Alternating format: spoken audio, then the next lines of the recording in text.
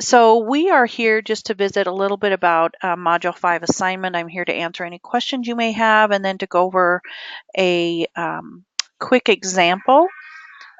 So,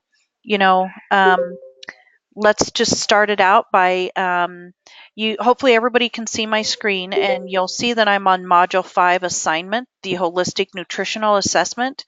And so in order to see the requirements, you'll have to click on the links. And so let me make sure. Let me move this over. So once I move the screen over, I'm not going to be able to see the chat. So I would just ask, if you've got a question, just interrupt me, just ask it. This is what this is time is for you guys to ask questions and get a good idea of what is needed. So let me push this over. So on the 3 links, this first one is the actual table that you're going to fill in. Okay, so I'm not sure if have you guys been able to look at the assignment at all? Yes, I have. Okay, so you'll notice that this is a table that you're going to type in, and it's a Word document. So as you start typing, those boxes will get bigger. And so don't worry about only having that much space to type in. It'll get bigger as you type. So this is not a paper, which is awesome. It's a chart or a table that you're going to fill in. Okay, so there's that aspect. Okay. Yes. Questions? Oh, I was just saying okay. Okay, awesome. So let's look at the actual instructions. So the second link, when you click on that, it'll take you to a separate Word document, and I'm going to hopefully make it so everybody can see it. So this is just your instructions. And so this is worth 190 points or 19%. So it's worth quite a bit. And so the overall outcome is we're asking you to find someone, like one of your patients that you're doing clinical on right now, or a family member or a friend or a spouse, somebody in your church. I mean, just anybody that's willing to let you assess them and ask them some pretty intimate questions. You know, a diet can kind of be intimate for people when you start asking about medications and stressors and different things like that. It can be kind of intimate. So we're asking you to perform a nutritional assessment, and then we're going to talk about more of the actual areas that is needed to be successful. So this assignment, of course, is due next Sunday, correct? The end of week 5. So I know that we're just in the Thursday of week 4, and so you've got what, 10 days. So I'm hoping that after we visit this evening that you're able to start working on it. And then again, if you ever want to know, the reason why you're having to do discussions or whatever assignment for accreditation is used, it's our program outcomes, but then those program outcomes correlate with the course outcomes. So if you ever need to know that. So what we need you to do, and if you can just follow along, and hopefully everybody's on the computer and can see my screen.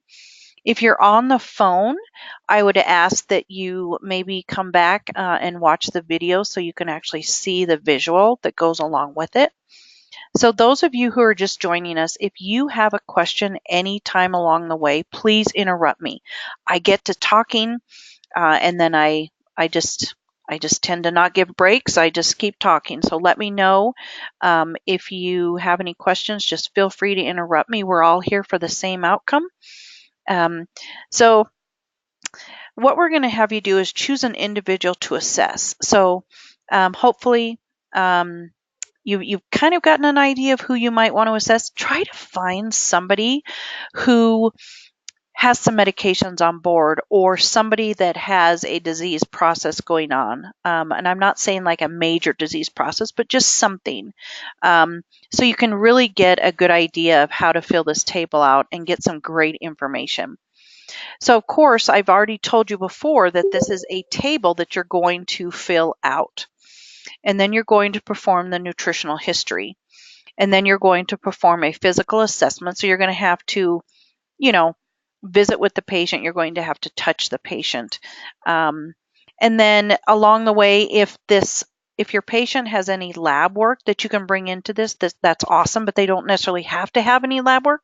But if they've had recent lab work, let's say within the last 6 months to a year, see if you can pull any of that in to discuss it. And then we're going to have you interpret the data, prepare 2 nutritional outcomes or goals. Now, regarding your outcomes or goals, they need to be SMART goals, which means measurable, attainable, specific, and patient-centered. We also need you to include at least 1 intervention for each of your outcomes or goals.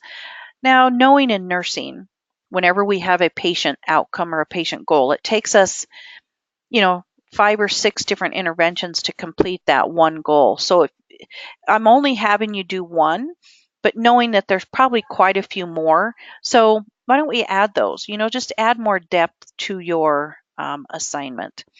And then, of course, we also need to have at least 2 scholarly resources. And I know the last 4 weeks I've really been hitting you hard on scholarly resources. But as you move forward in your program, I want you to have a good foundation of what is scholarly and what isn't. And then, of course, your APA format is required. So let's go ahead and I'm going to minimize this, and I'm going to bring up this table again. I'm going to bring it up, and then I'm going to open it up and see if any of you have any questions as we move through. Anybody want to start out with anything?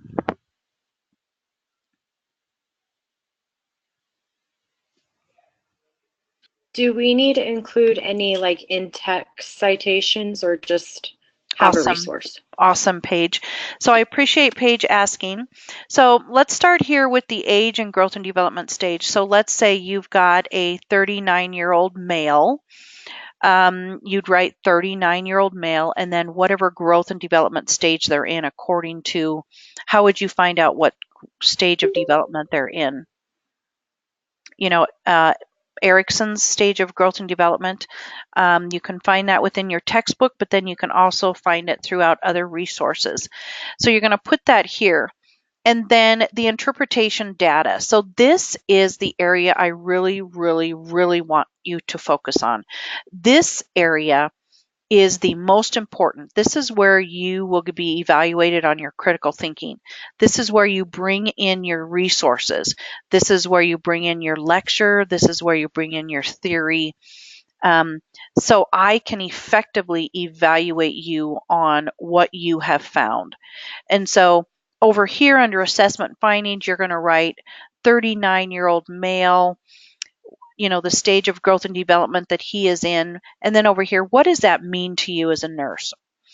It doesn't mean just 39-year-old male in this, growth and development stage. It means, what does a 39-year-old male mean to you? There's a lot of,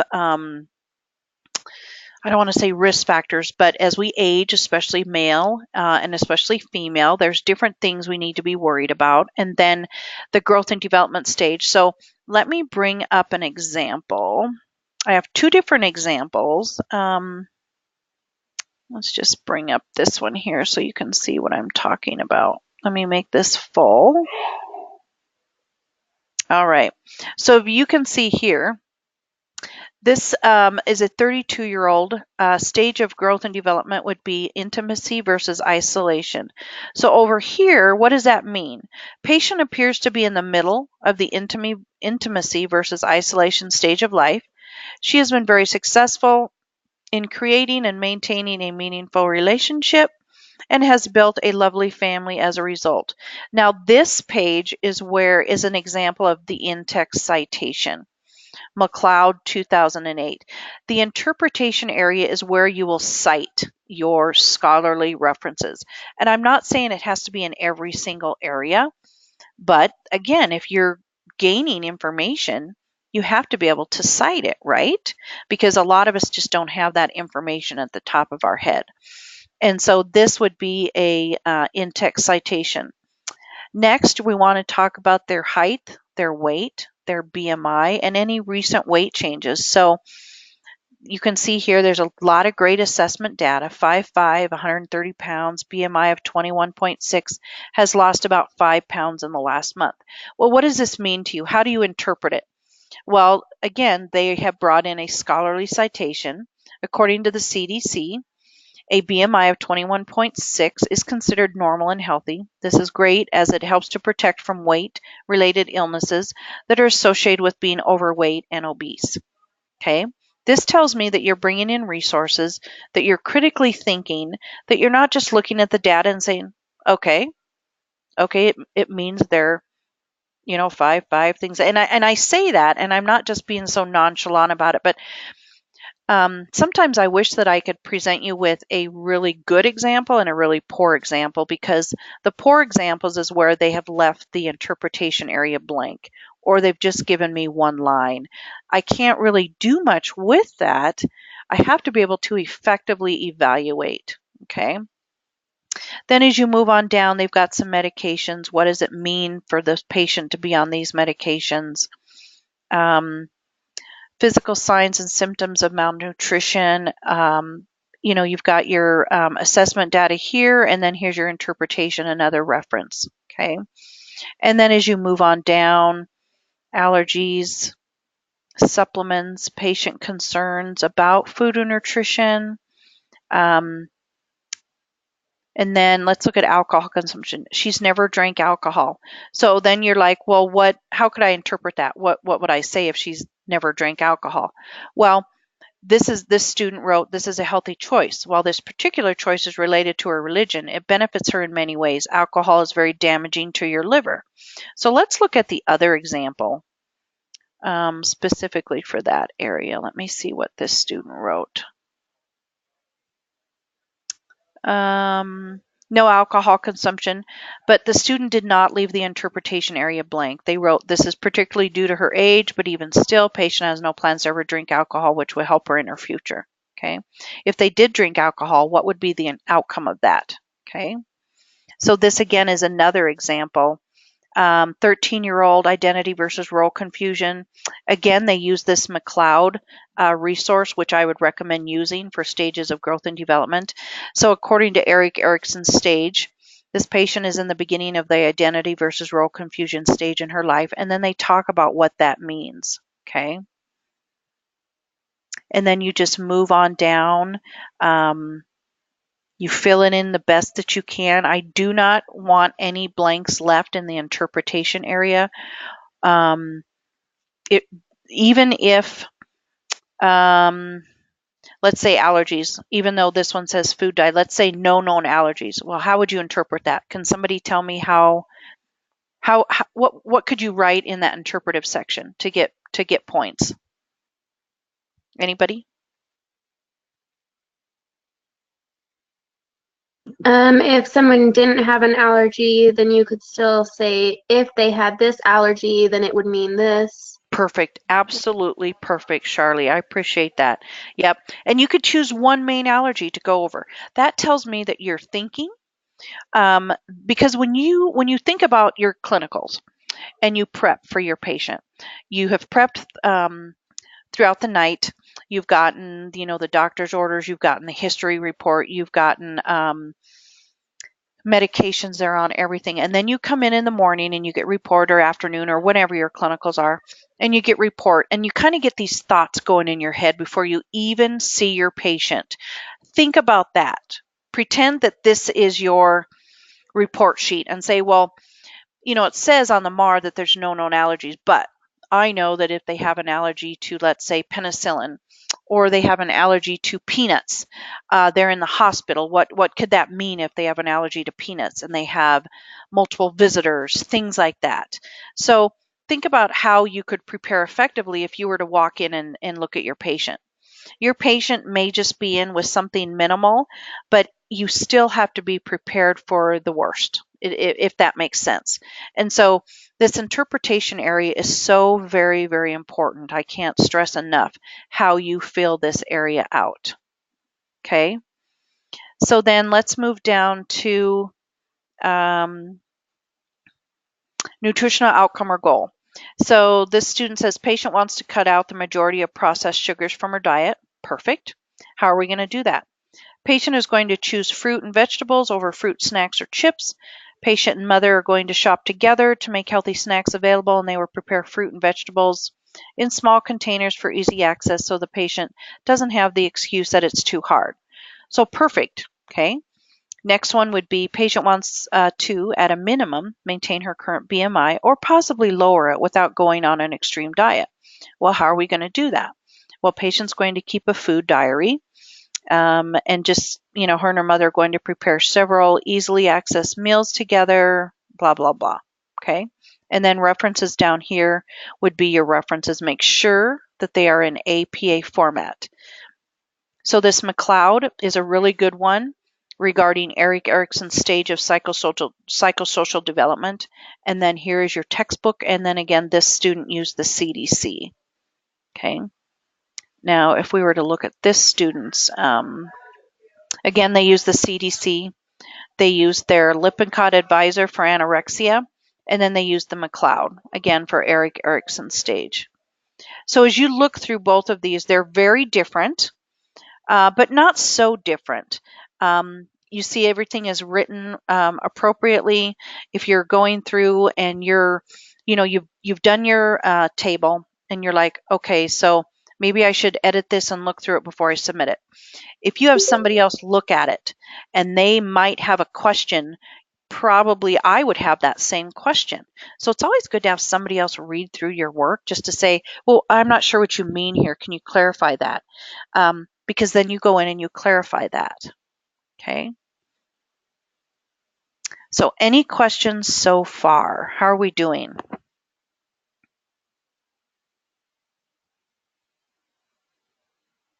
Everybody okay? Good for me. Awesome, Amanda. Okay. I don't have any questions just yet. Thanks. Okay. Okay. Anybody have absolutely any questions at all? I have a question. Perfect. So my question is that I know this is typed in. Do we have to type it in, right? We don't have the option to write it in. Well, I've never had one submitted that's been written in. In order for me to provide feedback and you to upload it, if you were to upload a picture, then I wouldn't be able to write on it. It's just better if it's typed up. I guess I've never been asked that before. I like to provide feedback right on your assignments. And so I'm afraid if it's a JPEG or a picture, if it doesn't come through all the way or it's cloudy, something like that. Is that what you were thinking?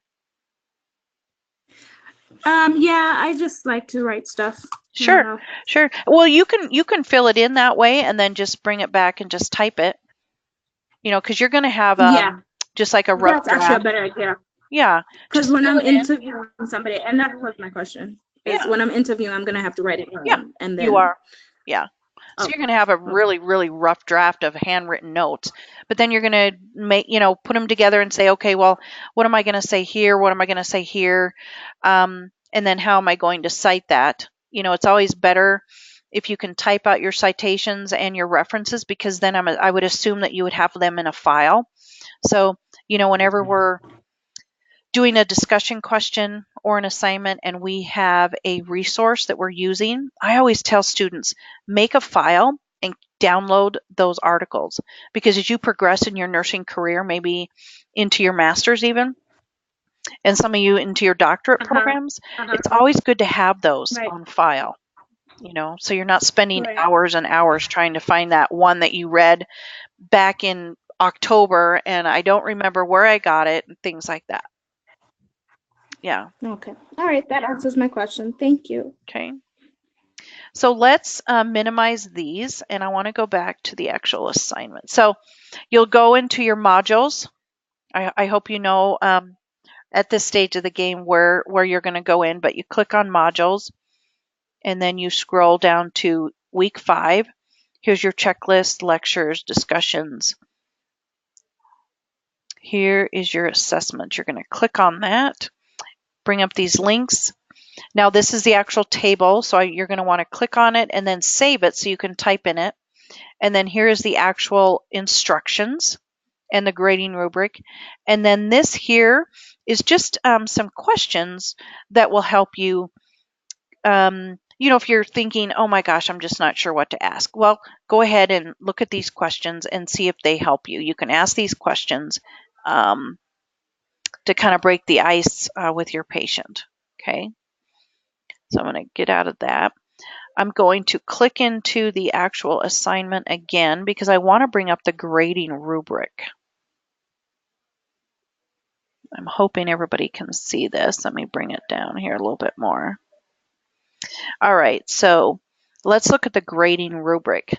So we've got certain areas that we need on this table. So here's your age and growth and development. So if you just put in age and you don't discuss the growth and development, you will probably get 6 points. I mean, for me, it's very rare that I give students 0 points because they're at least doing it. But when we have a grading rubric and we've got certain areas here, if you were forgetting the growth and development stage, I would give you 6 points. And then down here we've got your height, weight, BMI. You have to make sure that you capture all of this and that you interpret it. Okay. Next, we have medications and lab work. Now, if they are not on any medications, you write not on any medications. But again, I will ask, what would you write in that interpretive section? Anybody? What would you write if you had a patient that wasn't on any meds, no supplements, nothing?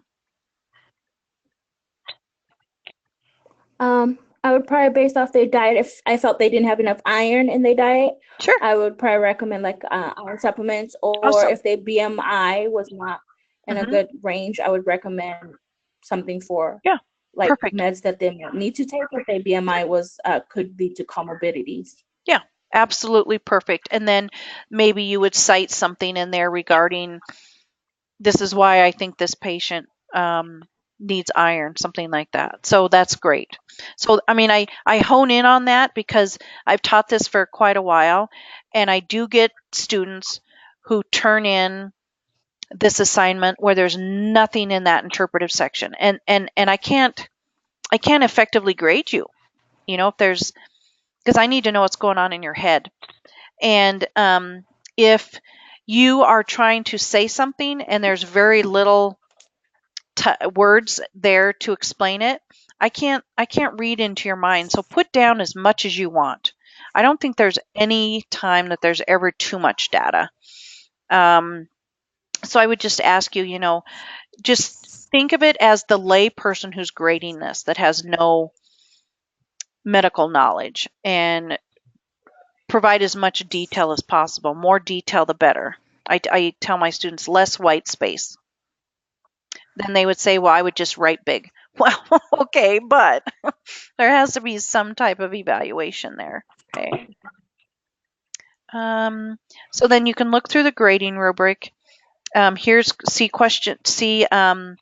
page 9, and so I've given you that resource to kind of ask those questions. Now, the 24-hour diet recall, when you talk to them about, well, let's talk about what you've eaten in the last 24 hours. Well, I don't remember. You need to probe them to kind of help them remember what they've eaten in the last 24 hours. Be very specific, and then go ahead and interpret that. Well, what does that diet mean to you? You don't have to tell them, your diet's high in fat and you should quit eating a bag of potato chips a day, but you're going to interpret that to yourself within your table. Okay. Allergies, supplements, any over-the-counter medicines as well. Patient's concerns about food and nutrition. Now, sometimes I've had students write in, well, patient is not concerned. Okay, that's perfectly fine because that's the assessment. But in your interpretation of that, are you concerned at all? Or is nothing absolutely concerning you at all? Then you would say, well, if they continued to, have too much iron in their diet, or if they continued to eat, take garlic supplements and then eventually they were put on a blood thinner, what would that mean to me? Bring in some of that information that we've had within those discussions in weeks 1 through 4. Okay. Person preparing the meals. Some have Meals on Wheels, some prepare them themselves, some have family members prepare them. And then talk about that. How does that, what does that mean to you? How do you interpret it? And then alcohol, economic, psychosocial. Just follow the grading rubric, and if you hit every aspect of that, you will do fine. Okay. 2 scholarly resources. Now, I know we've been on the topic of scholarly. You all have been, you all should have that scholarly list that the college is using. And so usually anything that ends in .com, really, really think hard about using that. Your textbook is a really good resource for this. Again, that McLeod resource that I'm going to give you, and then the CDC. So the examples I'll send out to you. Use their references. They are formatted correctly. They are cited correctly. Don't reinvent the wheel. Use your resources wisely. I would ask you not to copy and paste verbatim what was said in the example, but you interpret it yourself. But you can always cite exactly the way they cite because it's correct. Okay? So any questions at all? Yeah, Sheila, I have a question. This is Melanie. I was wondering, I was looking for it the other day and I couldn't find the link to the Learn. Sure. And like login and stuff. Can you tell me where I can find it? Yep. Can you see my screen okay? Yes. Okay, so let me move this over. So what you're going to do is you're going to go, I always tell students, these tabs on the left are your home. I mean, these are awesome. So anytime you have an announcement that I put an announcement, and I hope that you're reading announcements as we go along, but then go to your Pages tab. Now this looks different. This is all brand new this semester. So you're going to go to Library Resources, click on that. Now here's your Learn. So the username is 55799 and the password is EagleGat3. There's no E. Okay. So then let's click on this link.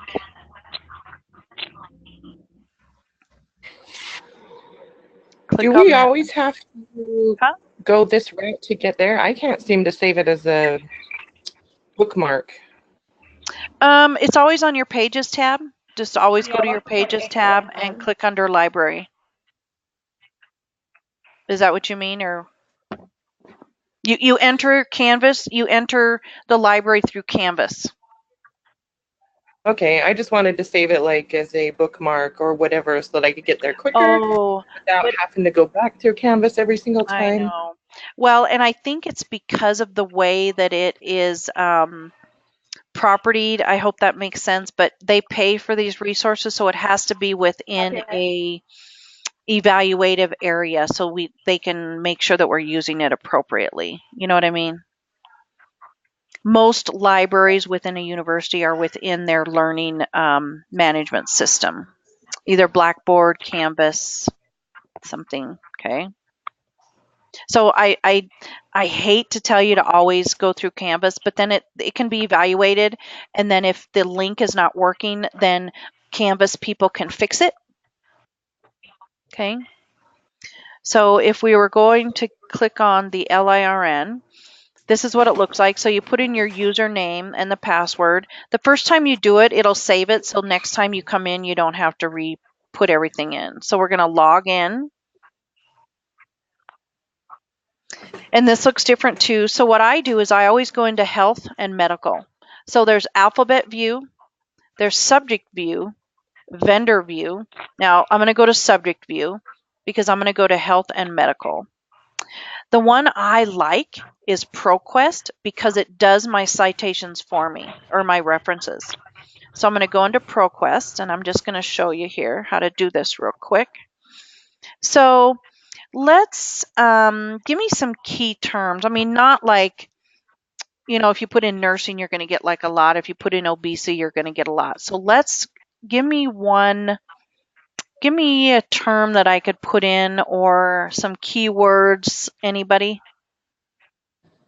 Could you just do nutritional assessment? Yep.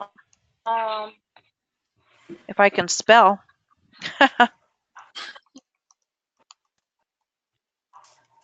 Oh, for goodness sake. All right, nutritional assessment. Let's search. And we know we're going to come up with quite a bit of resources. 246,901.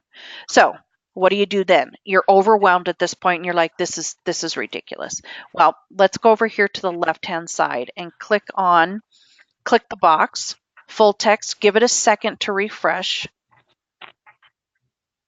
Now we're down to 221,778. So let's click on peer reviewed, click that and let it refresh.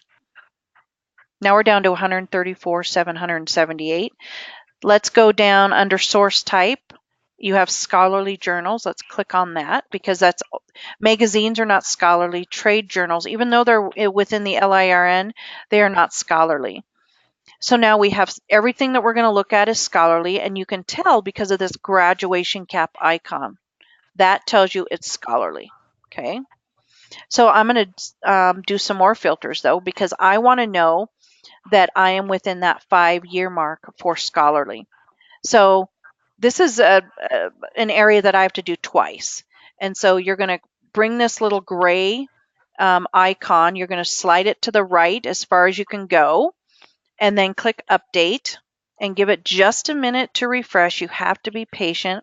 Now we're down to 94,915. But now I'm 2010 to 2019. I'm going to square that. I'm going to bring that even closer. So 5 years would be what, 2014? So let's go 2014 and push update. Yeah. So now we're down to 61,494. This is what I do every single time to apply my filters, because then I know that I'm within that 5-year mark. Then I know I'm scholarly. I know that I'm not getting an abstract, that I'm getting a full text, and that they're peer reviewed. Then I go over here and I look at, I don't look at them all. I look at major ones just to see if there's some information that I might want to use. So look at this second one, how to undertake a nutritional assessment in adults. Wow, that might be handy. So let me click on that. There's a full text PDF if you were going to print it out, or just a full text. Now these highlighted areas is the keywords, so I always get rid of my keywords. So here's your full text down here, okay? And you're reading, you're like, I really like this. I'm going to use this. Here, I would say download it, keep it in a file for use throughout your whole nursing student career. Just because it's nutrition doesn't mean that you might not have to use it again for clinicals or as you move into med-surg. Just always keep everything that you find, because you don't want to spend time looking for an article that was a really good article that you just don't seem to remember how you found it, okay? The other thing I tell students is if you click on this site over here, if you click the drop down, you see how many ways it can be referenced. Make sure that you do the APA 6th edition. Here is how it is cited. It does it for you. So then what you're going to do is you're going to copy. You're going to go into a new file document and you're going to paste. That is your resource or your reference right there. Sheila, I have a comment. Yes. I just want you to know I really appreciate that example of how to use Learn so simply. Thank you. Awesome, awesome, awesome. And I think did I get out of it? Okay. It is super, super easy. I think students get intimidated because, again, you can't tag it. You have to go in through Canvas, and that's just so Canvas and the university can monitor how many students are using it, because we pay a good penny for this. It's amazing how much we pay for this. So that's why we're so set on having students use it, because it's right there for you. And then applying those filters yes, it took us, I don't know, a couple minutes to apply them, but then we're golden, we're good to go. Okay. And then this one helps you cite it. And I hate that word cite because it's an actual reference. You're still going to have to cite it. So then to cite it, you're talking blah, blah, blah, and you want to cite Johnstone. So it would just be the Johnstone, 2018. You don't put the CC on there. Okay. The other thing is, let's say, well, you read through this and you're like, nah, I really don't like that. Instead of doing the back on the taskbar, make sure you click back to results, because your filters are still there. You don't have to start over. Okay. Now here's one for a mini nutritional assessment. That would be a good one too. Okay. So that's a short version of how to use the LIRN. Don't be intimidated by it. It gets sticky when students are using web pages because they're not all scholarly. We're so set in that Google stage that part of nursing is research, and part of research is getting into libraries and finding scientific data to help you make your point. It makes us look smarter when we're using this type of data versus web pages. Now, regarding web pages, you were in the announcement section, the scholarly resource table is there. Go ahead and use that. Stay away from blogs. If the URL has a blog, the word blog in it, it's not scholarly. What other ones have been used lately? News magazines, newspapers are not scholarly. ABC News is not scholarly. Those are more opinion, biased. Any questions on the scholarly aspect?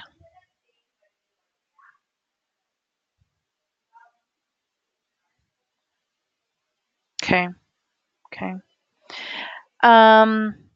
Let me look at some of these questions here. Do we need in-text? Yes, you do need text citations in the interpretive section of that. Let me pull up an example here again. So right here would be an in-text citation of where they gained that information about being intimacy versus isolation. Okay. So plan on using McLeod 2018 as a great resource. A lot of students use CDC, and then a lot of them use your textbook. Okay.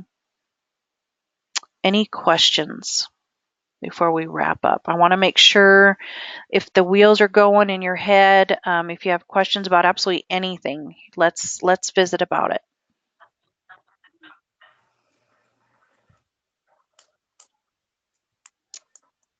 What are your thoughts? I think you presented that very clear. Thank you. Okay. Gonzaga is playing downstairs, so my husband's very excited. I'm so sorry if you hear the yelling in the basketball games. That's my alma mater, so I love Gonzaga. So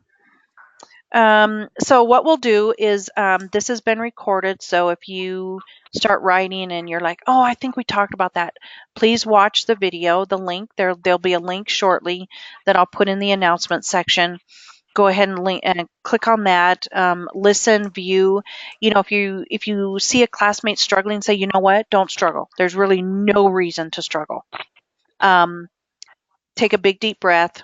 All we're doing is we're doing an assessment, and then we're interpreting that data. So, think about when you do your care plans. Are you guys in clinicals yet, right? For care planning? Yes. Okay.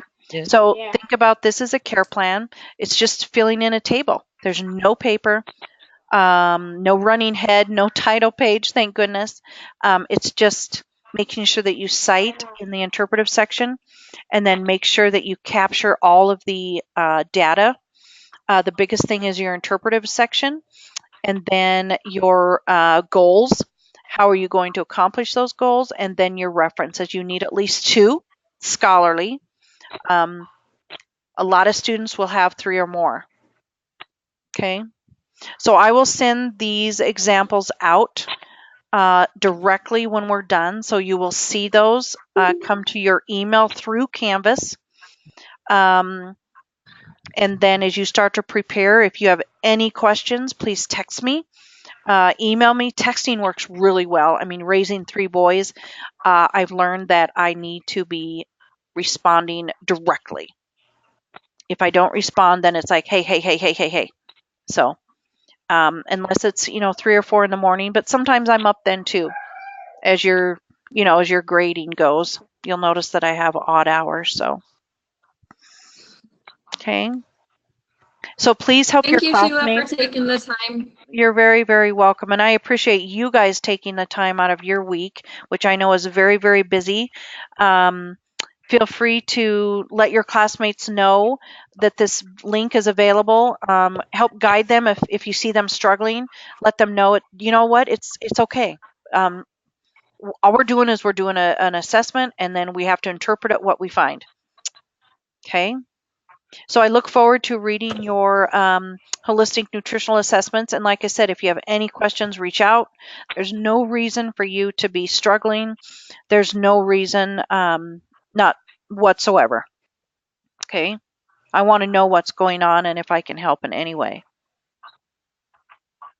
Okay. Awesome. Thank you so much. Awesome. So I'm gonna quit the recording, and then you will see that I will stay on here because I have to download the link, and then it goes to YouTube, and then you'll get a link to watch it here in just a little bit.